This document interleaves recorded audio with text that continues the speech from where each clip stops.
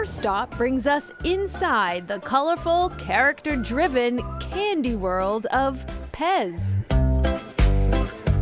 Primary colors, it's bright, bold, it's fun. It's nothing too serious, it's a fun museum. The Pez factory has been pushing out these iconic candy dispensers and the fruity flavors inside in this Orange, Connecticut location since 1973.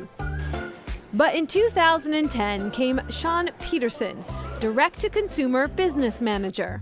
That's a cool job. It is a very cool job. He curated the museum in 2011, but this is not the whole story. He curated the job first. I'm the only collector they've ever hired. I wanted to share this with other people. Everything here, from Mickey Mouse to Santa himself, to the first Pez head ever made, to the new, is his personal collection.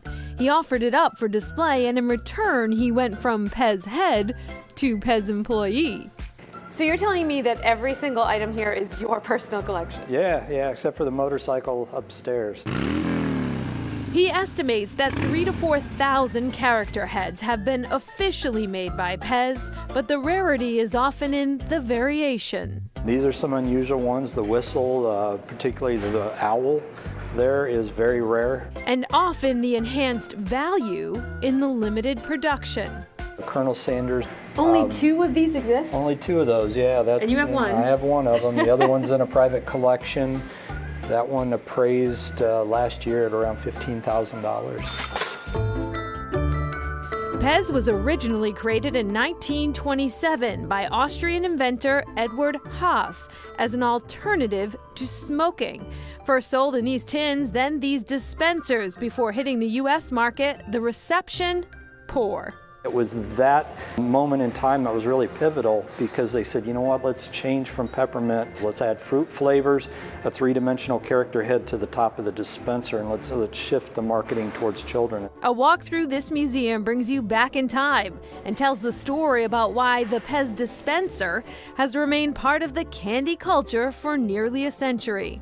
It's relatable. It's generational. There's something you can look at and go, I remember that. I had that one. Most people come in, they weren't expecting to be here, and when they leave, they got a smile on their face and go, that was kind of cool. Every item in this museum has a story, though one can only imagine what it might be. A child's joy, a fisherman's relaxation, once an object of affection. Welcome to the Museum of Lost Toys and Curiosities. Every morning I wake up, and whether it's 9 degrees out or 70 degrees out, I want to go out and look on the beach and see what's there. Because if I get out there first, who knows what I'm going to find. Corinne Flaherty, full-time librarian and collector by way of happenstance, opened the museum in Amesbury, Massachusetts in 2021, after nearly a decade of beach walk finds began to take over her home. It was the winter of 2015, which was a brutal winter, and the beach was covered in icebergs, and there was nothing else but a frozen baby doll head. It was just creepy and interesting, and then you sort of want to see what else you can find. And surprisingly enough, there's lots of doll parts that you can bring home, I discovered. From creepy to curious things, her beach trash, some say treasure, really began to pile up. As you walk the beach, especially in the winter, you start to notice there's bottle caps, there's shotgun shells, there's shoe heels of all things. Shoe heels? Yeah. Why so many? Plum Island is downriver from Haverhill, Lawrence, and Lowell, and those were big shoe cities. And in the 1950s, they invented plastic shoe heels. One of the strangest things I ever found was a Santa Claus on Christmas Day. And he had clearly been in the ocean a long time. He was partially disfigured, and it was a Merry Christmas. The experience here is part fun. I had one of these as a kid. I think that the collection sort of mirrors back at us. There's not a single person who walks through this door who can't relate to something in this room. We've all played with Legos, we've all had Matchbox cars. And part education.